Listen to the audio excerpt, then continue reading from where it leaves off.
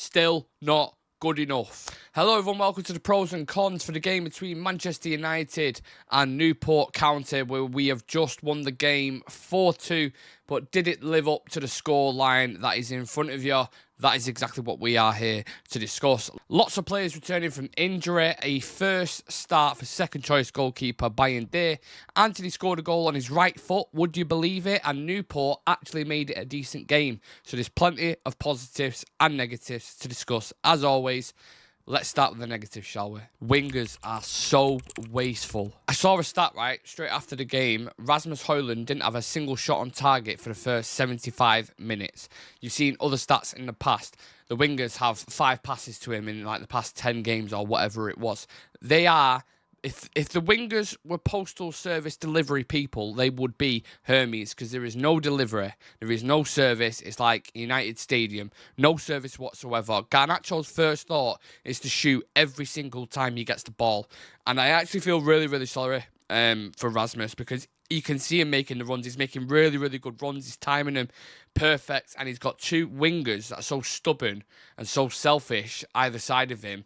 It's just like, eventually you're going to get to a point where you're like, should I just fucking give up making these runs? Because they're not going to get past me. Maybe I should start dropping deeper and deeper to try and get on it. And the weird thing is when he actually gets on the ball, he's more selfless than they are. He's looking for them. He's supplying. You can see that every time he gets on the ball, and the wingers should have the exact same mentality. Anthony, likewise, on the other side, way too one-footed.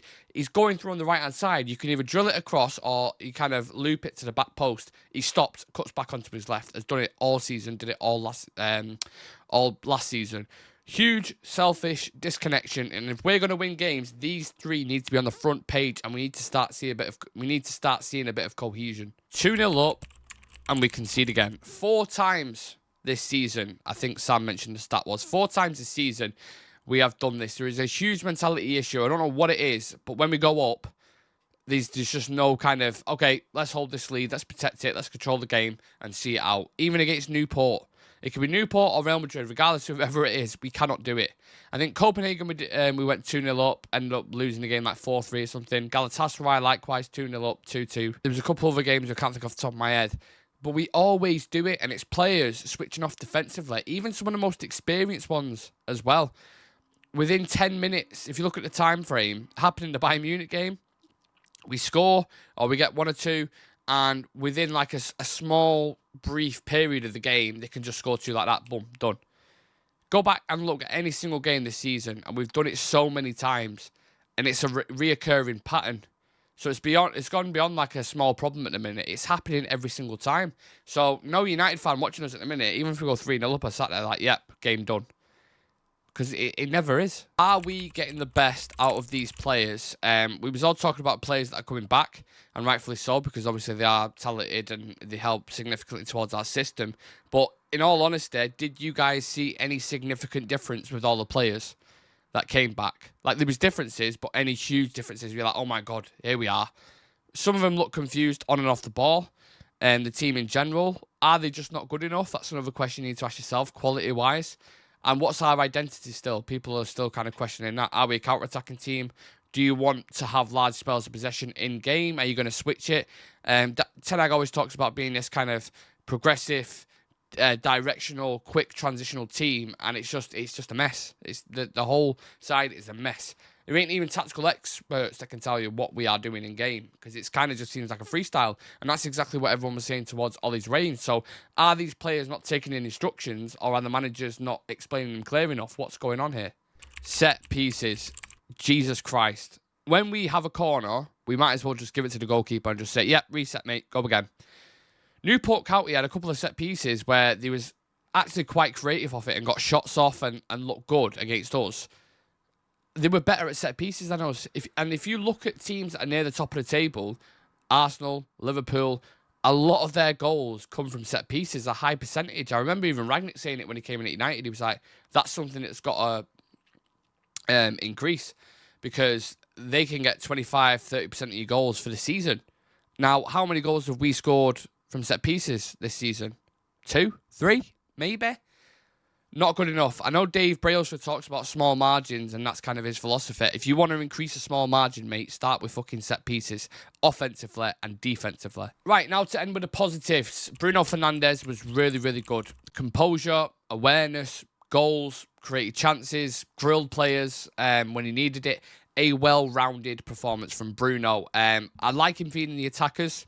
His positional discipline is much better. I like him closer to the attackers, so when he receives it on the half turn, he's got that quick function to just like, right, boom.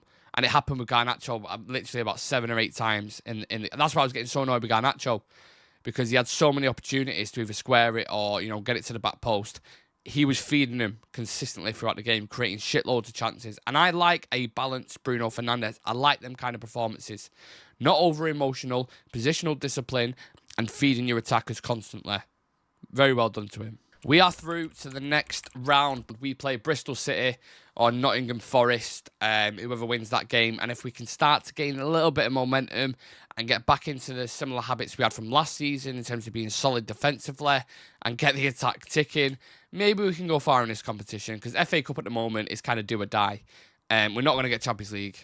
Just face it. Like, if you look at the points and how many we need to get in the last set of games, I just don't think it's going to happen. So to get anything out of this season, you want to win a trophy. We've had quite a fortunate run of fixtures as it is already. If you get past Forest or Bristol City and you get it to the quarters and then semis, sometimes, you know, luck can go your way and you can win it. But I don't think the way we've been playing this season anyway, you know, wouldn't warrant a trophy, because we've just been horrendous. If we do win it, it'll be because of a lucky run. And I don't think that's really acceptable. But then what makes it an acceptable season at this point? No one really knows, do they? Oh my God, Anthony has scored on his fucking right foot as well, by the way. He's had no goals or assists, I believe. I don't know the specific stat, but it's something like no goals or assists for 10 months. And you would think for confidence that'll do him a world of good. Overall performance was decent. You know, on the ball, he was good. He was beating his man. He was linking up with Dalot and Bruno, switching wings at times, linking up with Garnacho. Like, there was elements of his game that are really, really good, but he's still not kind of mirroring the price tag that we paid for. That's not his fault. But when he has an 85 million quid price tag, you expect a certain standard, and you expect that every game, not just against fucking Newport County, with all due respect, in the FA Cup. Needs to do a lot more and score and assist in a game of that magnitude to get back in my good books, but it's a start. Players are back. Now, this is slightly contradictory because I said the performance levels didn't increase that much, but I want to kind of caveat that with the fact that it's the first game back. I thought it was much more control with Leachart, Mainu, Casemiro and Shaw in the side.